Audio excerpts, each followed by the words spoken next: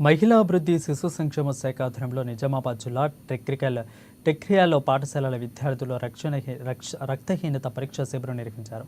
ఈ కార్యక్రమంలో జిల్లా కలెక్టర్ ఆశిష్ సంఘ్వాన్, అదేవిధంగా మున్సిపల్ చైర్పర్సన్ గడ్డం ఇందుప్రియ పాల్గొని రక్తహీనత పట్ల విద్యార్థినులకు అవగాహన కల్పించారు. రక్తహీనతను తగ్గించుటకు ప్రభుత్వం తగిన చర్యలు తీసుకుంటుందని తెలిపారు. అదేవిధంగా ఈ కార్యక్రమంలో 363 మంది విద్యార్థినులు రక్తహీనత పరీక్షలు చేయడం జరిగిందని తెలిపారు.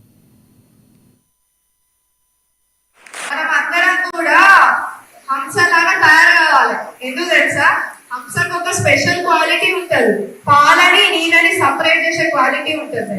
దాని ముందర వెండి బంగారం పెడితే వెండినే తీసుకుంటుంది. మరి బంగారంనే తీసుకుంటుంది, వెండి తీసుకోదు. నువ్వు బంగారం పెట్టి డైమండ్ పెట్టు, డైమండ్ తీసుకుంటుంది.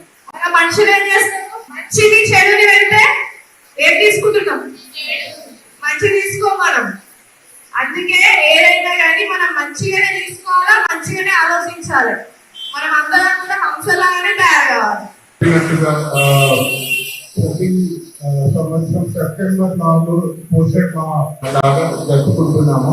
సో పోషణ్ మా ఉద్దేశం ఏంటంటే ఇప్పుడు కూడా మన దేశంలో, ప్రదేశంలో, జిల్లాలో కూడా అనీమియా ప్రివలెన్స్ ఉంటుంది. అనీమియా అంటే ఇప్పుడు డిఎంహెచ్ఓ గారు చెప్పినట్టుగా బ్లడ్ లో హెచ్పి తక్కువ ఉంటే అనీమియా ఉంటుంది. సో 7 to 9 ఉంటే సివియర్ అనీమియా, 9 to 11 ఉంటే moderate anaemia. Normal HP 12 to 14.